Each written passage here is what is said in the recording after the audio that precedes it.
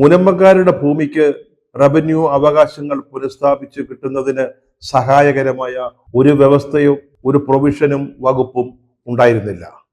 ഇനി ഉണ്ടെങ്കിൽ തന്നെ അത് ഏതാണെന്ന് ചൂണ്ടിക്കാണിക്കാൻ ആർക്കും സാധിച്ചില്ല. BJPക്കോ സർക്കാരിന്റെ പ്രതിനിധികൾക്കോ ആർക്കും സാധിച്ചില്ല.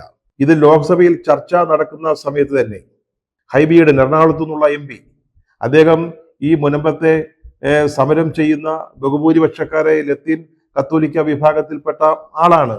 അദ്ദേഹം ചോദിച്ചു, ഈ ചർച്ചയുടെ ഭാഗമായിട്ട് അദ്ദേഹം ഒരു ചോദ്യം ഉന്നയിച്ചു. ഈ ബില്ലിലെ ഏത് പ്രൊവിഷൻ അല്ലെങ്കിൽ ഏത് വകുപ്പ് അനുസരിച്ചാണ് മുനമ്പത്തുകാർക്ക് പ്രയോജനം ലഭിക്കുക, അവരുടെ ഭൂമിയിന്മേൽ റവന്യൂ അവകാശങ്ങൾ പുനഃസ്ഥാപിച്ചു കിട്ടുക? പക്ഷെ അതിന് പാർലമെന്റിൽ മറുപടി ഉണ്ടായില്ല. ബില്ല് അവതരിപ്പിച്ച കിരൺ റിജു ഒന്നും പറഞ്ഞില്ല. പക്ഷേ ഈ സംഘപരിവാരക്കാരായ സൈബർ യോദ്ധാക്കള് വലിയ തോതിലുള്ള ആക്രമണമാണ് അന്ന് ഹൈബി ഈഡന് എതിരായിട്ട് അഴിച്ചുവിട്ടത്.